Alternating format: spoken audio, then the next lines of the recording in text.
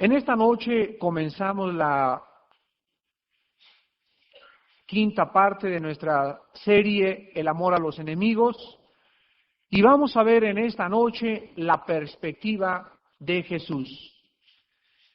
El pasaje que hemos estado analizando durante estas últimas semanas, Mateo 5 del 38 al 48, es una norma que Jesucristo presenta sobrenatural. Son órdenes o mandatos que en el momento que una persona las escucha, inmediatamente dice, yo no puedo amar a mi enemigo, yo no puedo perdonar al que me abofetea, yo no puedo perdonar al que me hace un daño, yo no puedo tener en mi corazón tranquilidad cuando yo sé que esa persona enfrente de mi casa todos los días está planeando hacerme algún mal. En los estudios pasados hemos visto nosotros que Dios al entrar a nuestra vida comienza a cambiar de tal forma nuestro corazón, nuestra alma, nuestras emociones, nuestra mente, nuestros sentimientos, que comienzan todos a ser absorbidos por el poder del Espíritu Santo interiormente y comienza Dios a tratar de cubrirnos y a que nosotros interiormente en nuestra vida comencemos a gozar y a disfrutar de esa paz, de esa tranquilidad, de esa ausencia de amargura y de odio en contra de tantas personas que nos han herido, que nos hieren y que nos seguirán hiriendo hasta el día de nuestra muerte. No hay absolutamente una sola persona en este salón, ni en ningún país, ni en el mundo entero, que no haya sido herida, que no haya sido lastimada profundamente en sus sentimientos, en sus emociones, y que no deje todavía el día de mañana de ser perseguida, abofeteada, ridiculizada o vituperada por diferentes causas. Entonces vivimos en un mundo donde la gente a nuestro alrededor nos hace daño y nos seguirá haciendo daño. Y no podemos seguir viviendo en la vida tratando de estarnos vengando de cada persona que nos ha hecho o ha dicho algo de nosotros para nosotros poder vivir en paz. Porque esto es una ley del ser humano, hasta que estemos en medio de los ángeles, los serafines y querubines, no habrá nadie que nos lastime ni que nos haga daño. Lo que Jesucristo quiere decirnos en todo este pasaje de Mateo es que aprendamos a perdonar, que aprendamos a hacer la vida más sobrellevadera, a que aprendamos a tener en medio de tanta persecución y de tantas cosas que nos hieren y nos lastiman, aprendamos a sacar rápidamente de nuestro corazón, rápidamente de nuestra alma, raíces de amargura, odio, sentimiento de venganza, porque estas emociones, antes de que nosotros las descarguemos sobre nuestros enemigos, nos van a hacer daño a nosotros mismos en primer lugar. No recuerdo si les resumí toda esta enseñanza antes de entrar a la cuarta en esta noche, la enseñanza de una muchacha que traía una tarántula aquí en el pecho y le pregunta a una amiga y le dice, ¿por qué traes esa arañota tan fea y venenosa en tu pecho?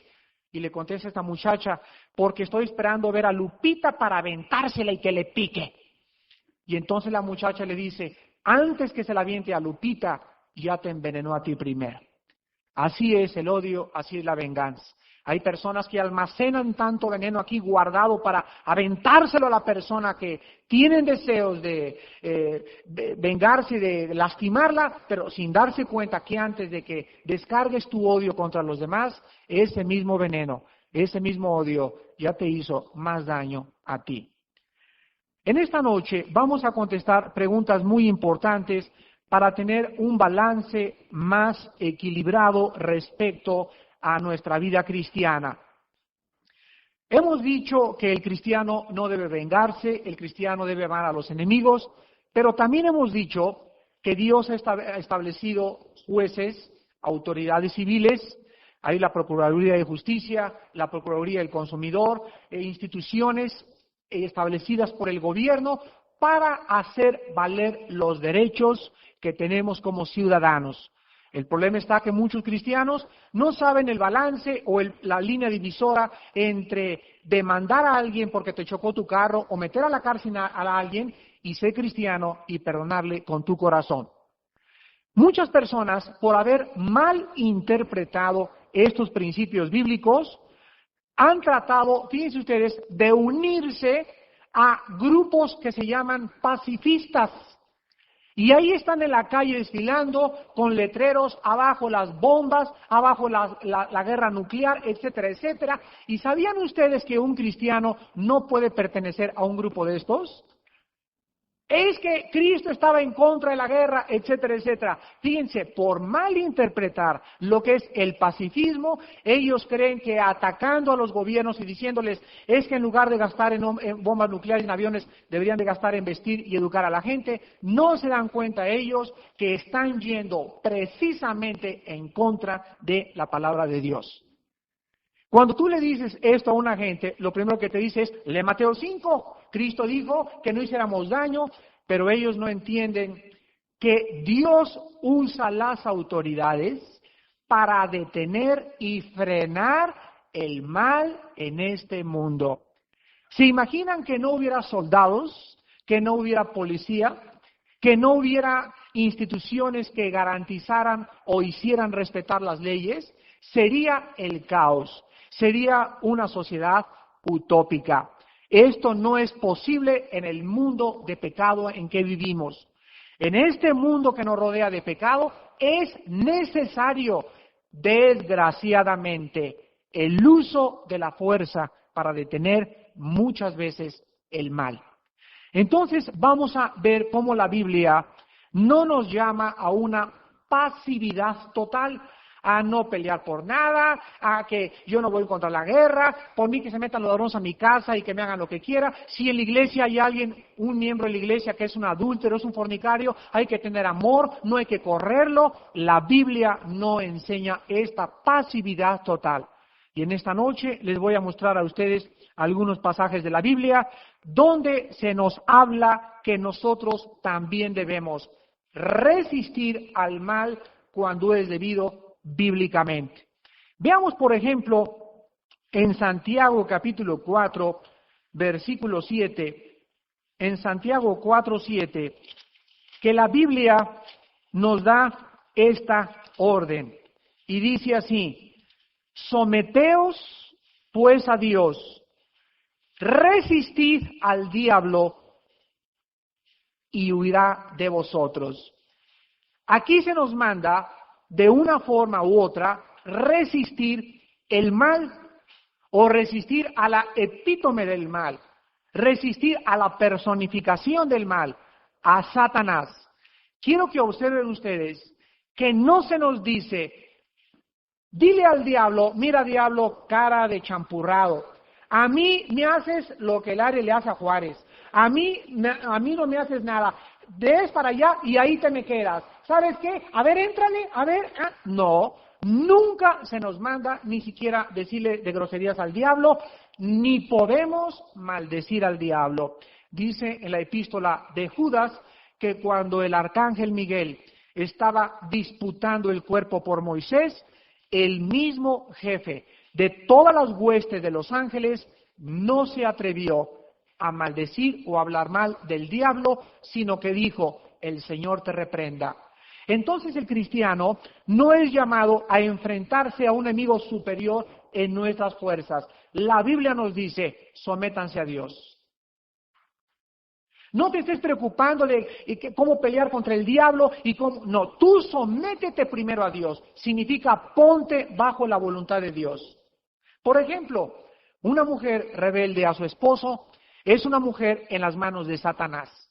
Dice 1 Samuel 15:23, porque como pecado de adivinación es la rebelión y como ídolos la obstinación. La Biblia dice que un pecado de rebelión está en el mismo nivel que una persona que se dedica a la brujería o que a la carta o a las bolas de cristal. Esa persona está en las manos de Satanás. Lo mismo, un rebelde.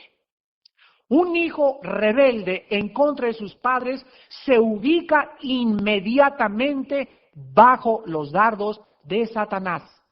Una mujer rebelde, un hijo rebelde o un esposo que no ama a su esposa y que no educa a sus hijos en la palabra y no da devocionales en su casa, ignora y no hay altar familiar en su casa, es un esposo rebelde a Cristo. Porque Cristo es la cabeza de nosotros y ese hombre, esa mujer o ese niño están en las manos de Satanás.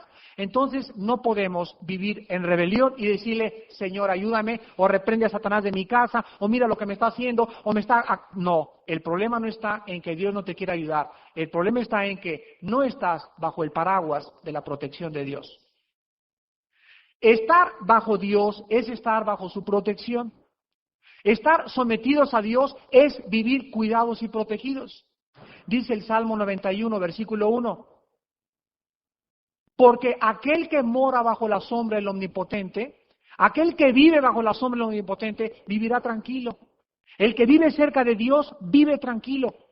¿Por qué? Porque si yo me levanto en la mañana y oro y confieso mis pecados a Dios todos los días y me acuesto y beso a mi esposa y la abrazo y a mis hijos y tengo paz y estoy con paz en mi casa, no tengo por qué preocuparme de Satanás. Ni andar buscando a dónde me va a atacar, nada, yo tranquilo, el que está delante de mí, peleando por mí, es Dios y el Hijo de Dios.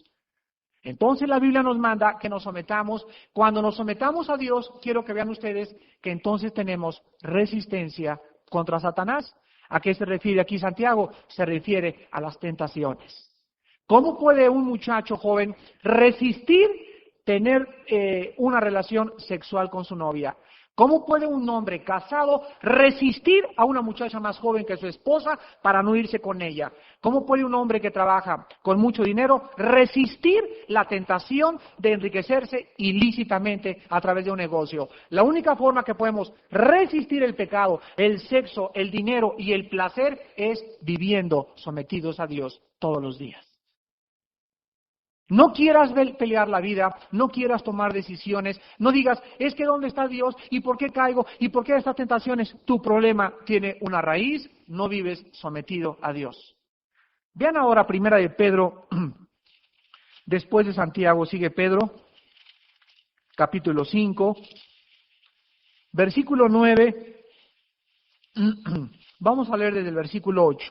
Primera de Pedro 5, del 8 al 9. Observen la secuencia de las enseñanzas bíblicas. Primera de Pedro 5, 8 y 9. Comienza diciéndonos el Espíritu Santo, sean sobrios. Número 1. Después se nos dice, y velad. Y se nos da la razón por la cual debemos ser sobrios y velad. Y la razón es porque vuestro adversario, el diablo, como león rugiente, anda alrededor buscando a quien devorar, al cual resistid firmes en la fe, sabiendo que los mismos padecimientos se van cumpliendo en vuestros hermanos en todo el mundo. La Biblia describe aquí al diablo como un león que siempre tiene hambre. Y el diablo, hagan de cuenta que trae una mira telescópica y así está alrededor, dándole, dice en el libro de Job, que Satanás le da la vuelta al mundo varias veces al día.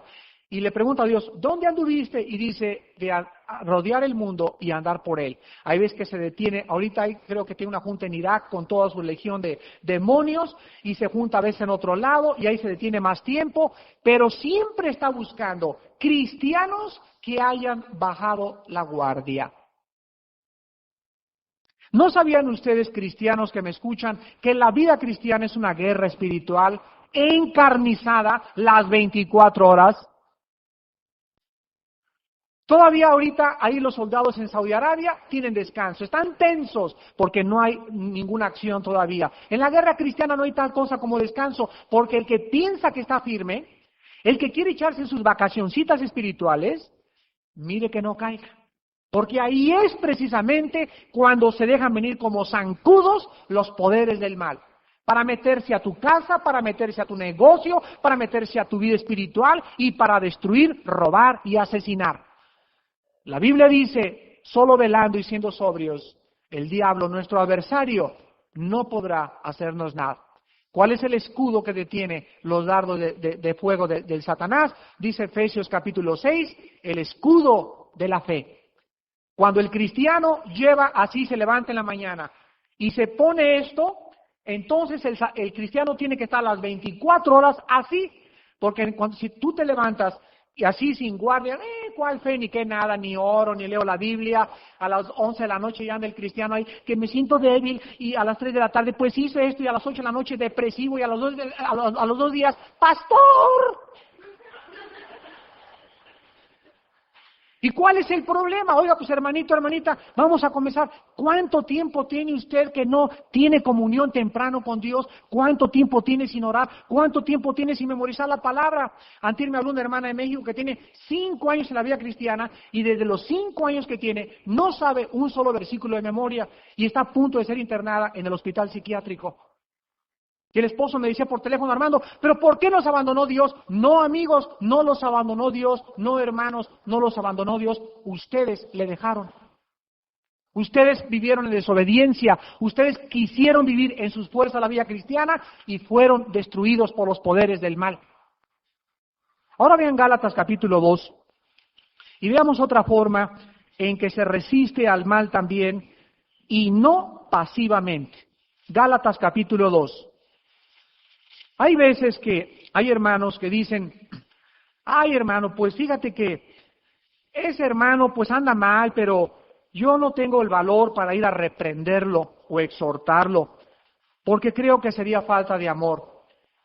Hay hermanos que tampoco reprenden o exhortan a otro hermano, porque tal vez viven peor que ellos.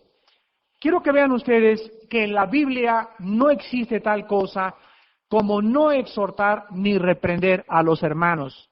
En Gálatas capítulo 2, del 11 al 14, encontramos a Pablo exhortando y llamándole hipócrita al apóstol Pedro.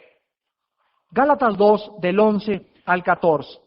Y dice así, pero cuando Pedro vino a Antioquía, le resistí cara a cara. Dice, y eran hermanos, eran hermanos cristianitos, y no eran 2 carnalotes, eran 2 apóstoles. Le resistí cara a cara, porque era de condenar. Pedro, sí, van a ver. Pues antes que viniesen algunos de parte de Jacobo, comía con los gentiles, pero después que vinieron, se retraía y se apartaba, porque tenía miedo de lo de la circuncisión. Y en su simulación participaban también los otros judíos, de tal manera que aún Bernabé fue también arrastrado por la hipocresía de ellos. Pero cuando vi que no andaban rectamente conforme a la verdad del Evangelio, dije a Pedro, delante de todos, si tú, siendo judío, vives como los gentiles y no como judío, ¿por qué obligas a los gentiles a judaizar?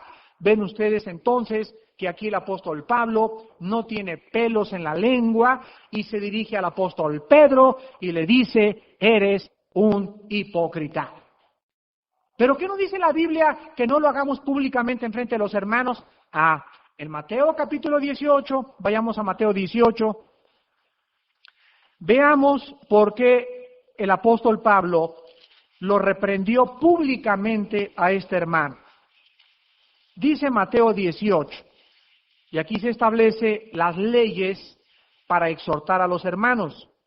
Versículo 15 al 17. Por tanto, si tu hermano peca contra ti, ve y repréndele estando, ¿quién? Tú y él solos. Si te oyere, has ganado a tu hermano. Mas si no te oyere, toma aún contigo a 1 o 2, para que en boca de 2 o 3 testigos conste toda palabra.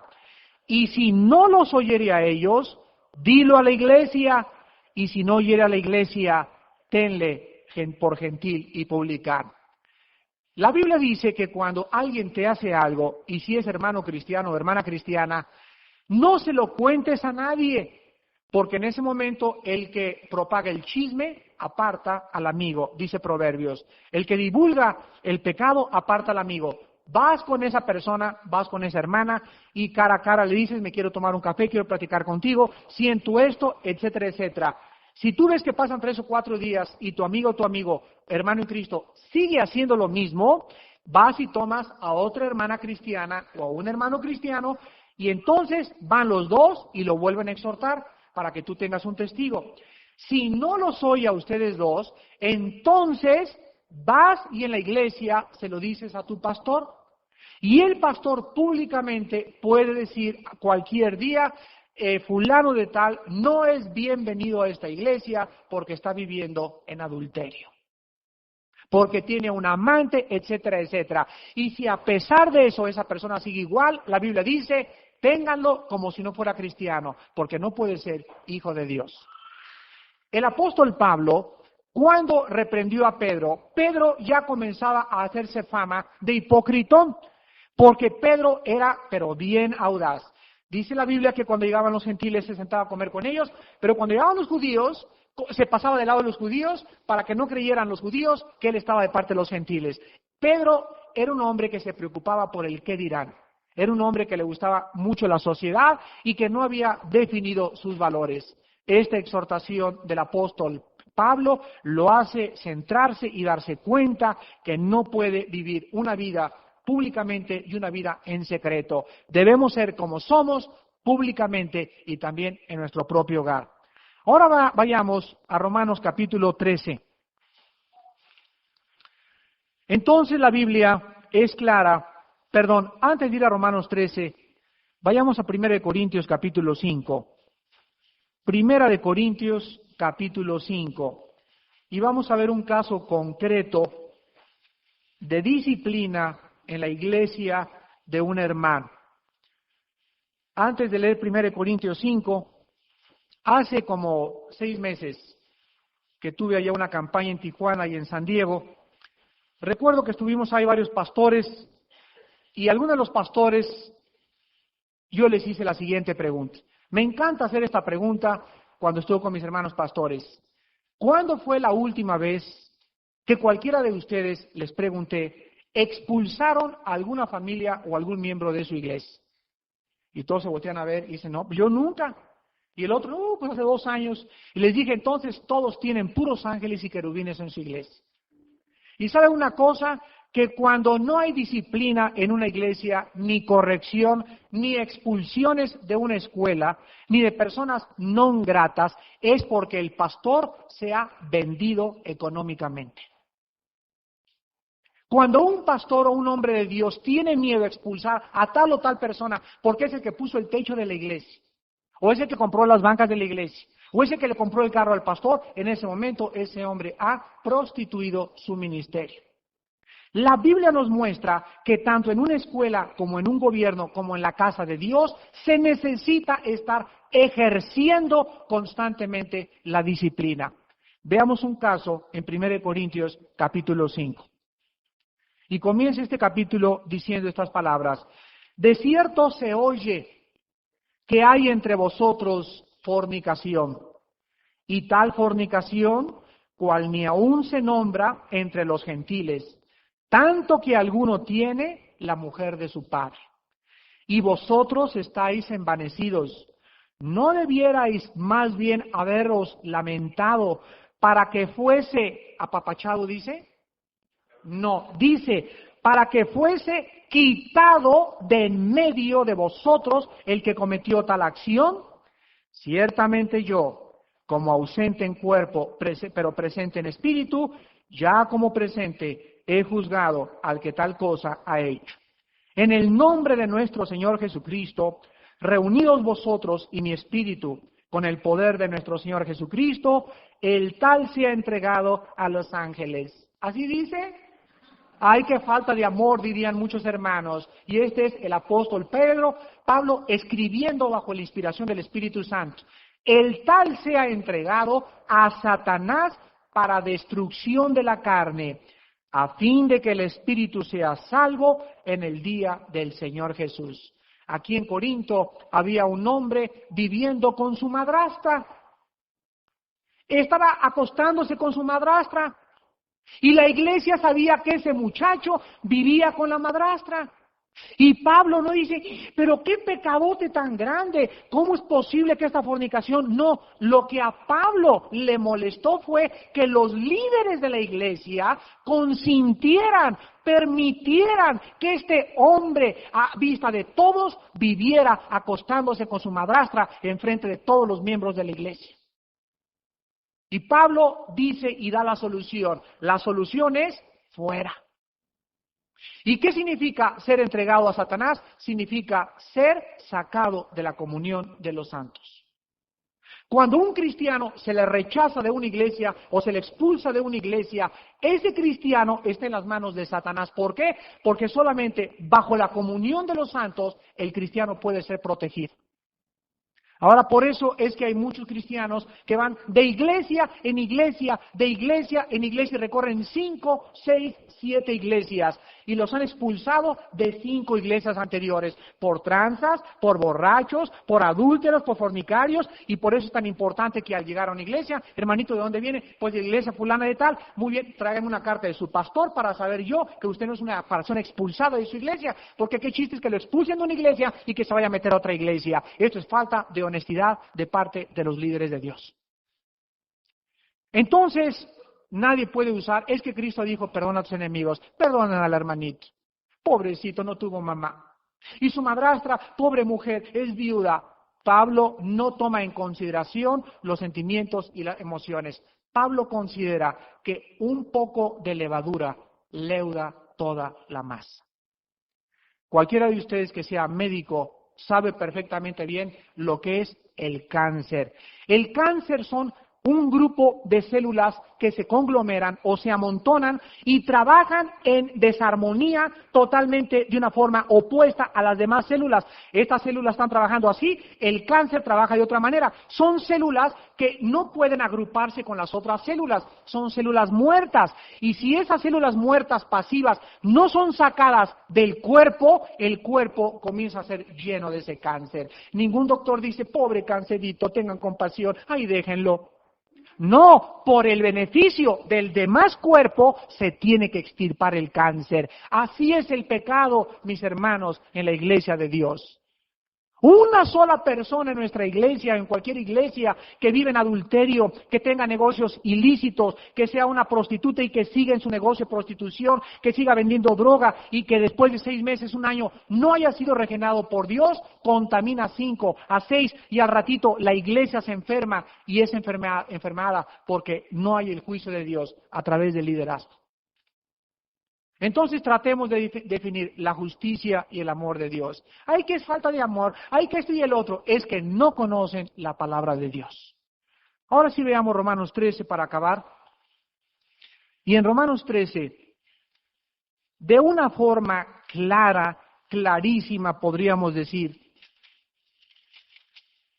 Dios nos explica la razón por la cual estableció los gobiernos, que en este pasaje se denominan autoridades civiles. Dice Romanos capítulo 13, del 1 al 4, estas palabras. Sométase toda persona a las autoridades superiores, porque no hay autoridad sino de parte de Dios, y las que hay por Dios han sido establecidas, de modo que quien se opone a la autoridad, a lo establecido por Dios, resiste. Y los que resisten acarrean condenación para sí mismos, porque los magistrados no están para infundir temor al que hace el bien, sino al malo. ¿Quieres, pues, no temer la autoridad? Haz lo bueno y tendrás alabanza de ella, porque es servidor de Dios para tu bien. Pero si haces lo malo, teme, porque no en vano lleva un biberón. ¿Eso dice? No en vano lleva caramelos y dulces. Dice, no en vano lleva la espada, pues es servidor de Dios, vengador para castigar al que hace lo mal. La Biblia nos dice varios principios. Número 1, Las autoridades, ese policía que cuida el tráfico, los bomberos, el presidente municipal, ese motociclista que tiene cara de nuez garapiñada y que no te cae nada bien y que te paró, bueno, ¿por qué voy a parar? El cristiano sabe respetar y reconocer en cualquier lugar, sí, señor oficial, lo que usted diga, usted dice que me pasó el alto, yo lo respeto, usted es la autoridad, y siempre el cristiano tiene que ser una persona respetuosa. Tengan o no tengan razón, debemos respetar la autoridad por causa de nuestra conciencia delante de Dios. Cuando una persona resiste a un policía, cuando una persona resiste a una autoridad, cuando un hijo resiste a su padre, cuando un hijo resiste a sus maestros en la escuela, cuando resistimos al ejército, en ese momento dice la Biblia que estamos resistiendo a Dios. Y dice la Biblia en este pasaje que los magistrados, los que están al frente de las autoridades, no en vano llevan una espada. La espada es el símbolo de la justicia. Y aquí se nos dice que esa espada es para ser usada. Y en último lugar se nos dice en este pasaje que las autoridades y los gobiernos son usados por Dios. ¿Creen ustedes que siempre se va a vengar el Señor directamente enviando rayos desde el cielo? No, Él también usa a otras personas para vengarse de aquellas personas que han hecho un mal. Entonces, muchas veces estas autoridades, si es cierto, se les pasa la mano. Otras veces son totalmente injustas. Este hombre presidente de Irak, en una arbitrariedad total, en un irracionalismo absoluto, llega y no es como sacar a Ortega de un país para que quiten un dictador, no, llega así como el champurrado, como el Borras, y va hasta afuera y ahora esto es parte de nuestro país, cuando pertenece a otro país. Por eso no se puede comparar ni con la invasión de Granada, ni tampoco con la invasión de Panamá, ni con Granada, porque eso es una cosa totalmente diferente. Este hombre rebasó todas las reglas de la ética, de la sociedad y de las leyes que existen en esta vida. La Biblia nos muestra entonces que las autoridades están puestas para detener y restringir el pecado y la maldad de muchas personas. Desgraciadamente, muchas veces se tiene que usar la fuerza de un ejército. ¿Se imaginan ustedes, pónganse a pensar esto, trayendo a colación el problema que estamos enfrentando a nivel internacional? ¿Se imaginan ustedes que nadie hubiera hecho frente a Saddam Hussein al haber invadido Kuwait en el mundo? ¿Qué hubiera pasado? Si no hubiera un país con el poderío atómico y militar que tiene Estados Unidos, que le hubiera dicho, hasta acá llegas. ¿Qué hubiera pasado? Les voy a decir lo que hubiera pasado. De Kuwait pega el brinquito de aproximadamente 10 kilómetros a Arabia Saudita. Al llegar a Arabia Saudita, rodea sus tanques y en ese momento Hussein manda un boletín a su estado de prensa y le dice al mundo, diles que se me hinquen, que me laman el dedo gordo de mi pie. Dile a Bush y a Brezhnev y a Gorbachev y a la Thatcher y a todos que de aquí en adelante solo mis chicharrones truenan y que si a alguien no le parece, vuelo el día de mañana todos los pozos petroleros con el 60% de la producción de combustible del mundo. Y el mundo sabe qué va a decir, llega Bush y le dice, Hussein, ¿en dónde está tu dedo gordo? Yo soy el primero en lamértelo. Eso es lo que hubiera pasado. Hubiera puesto al mundo a sus pies al haberse apoderado del 60% de la producción de crudo en el mundo. Gracias que todavía hay un Dios allá que está gobernando. Gracias a Dios. Y que todavía sigue usando países y sigue usando fuerzas militares para que no se complique la cosa como se podría complicar. Pero va a llegar un momento, como dice en el Día del Señor, anoche fui a México a predicar, el Día del Señor se acerca, y aquí les hablé del Armagedón, explicándoles que en el Armagedón se van a desatar todas las fuerzas del infierno, porque los cristianos ya no vamos a estar en la tierra, el Espíritu Santo va a salir con nosotros, los demonios van a salir del abismo, se les va a abrir la puerta en Apocalipsis 9 a todos los demonios y a los espíritus del mal, y se va a desatar la tercera guerra mundial de la forma como va a acabar la humanidad.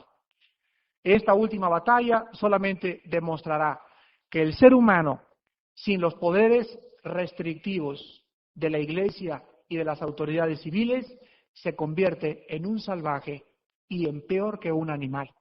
Es increíble que los seres humanos, con nuestros avances tecnológicos y descubrimientos médicos tan avanzados, estemos mordiéndonos y tratando de destruirnos para acabar con este planeta que el Señor nos entregó para que lo administráramos. Hermanos en Jesucristo, tenemos que aprender a vivir la vida cristiana. Tenemos que saber usar a las autoridades civiles, tenemos que saber y entender por qué hay de los ejércitos, tenemos que entender que muchas veces la fuerza va a ser necesaria para detener el mal, para poder entender lo que Jesucristo dijo: al que te dé una cachetada en la mejilla, voltéale también la otra. ¿Podrían los gobiernos del mundo voltear la mejilla a Saddam Hussein? No, porque en primer lugar no se aplica este principio. ¿Por qué no se aplica? Porque no es por causa de Cristo, es por causa del petróleo, por el beneficio mundial. Y en segundo lugar, porque se nos dice como individuos y no como un Estado. ¿Se acuerdan? Ojo por ojo, diente por diente, se le dio la orden a el Estado, no a los individuos. Como individuos no podemos vengarnos de nosotros mismos. Debemos recurrir a las autoridades para que las autoridades ejerzan los magistrados aquella autoridad que les ha sido delegada por Dios. Que Dios les dé entendimiento y consideren esta lección. Despidámonos en oración. Padre, te damos gracias por tus pensamientos que no son nuestros pensamientos, porque como son más altos los cielos que la tierra, así son tus pensamientos más altos que los nuestros. Te damos gracias, Padre, porque necesitamos día a día sabiduría, comprensión y entendimiento. Y tu palabra dice que el entendimiento viene de ti. Y solamente lo das y solamente los que vivan cerca de ti comprenderán todas las cosas. Porque los carnales, los tibios, los cristianos sin brújula, los rebeldes, irán de mal en peor. Van a ser engañados por el endurecimiento y el engaño del pecado. Porque el pecado endurece y enfría el corazón.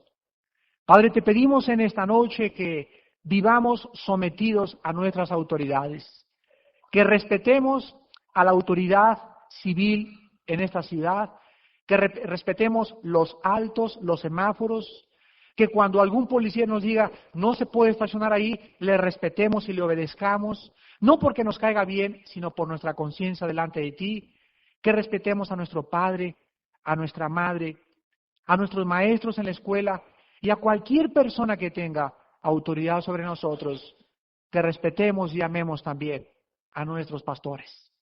Te pedimos, Padre, que tú nos des entendimiento en esta noche, y si en esta noche hay alguien que no conoce a Jesucristo, que todavía vive como un rebelde, sin ninguna brújula ni timón en su vida, confundido y vagando en medio de tantas filosofías, yo te pido en esta noche que te arrepientas de tus pecados y que le entregues tu vida al Salvador.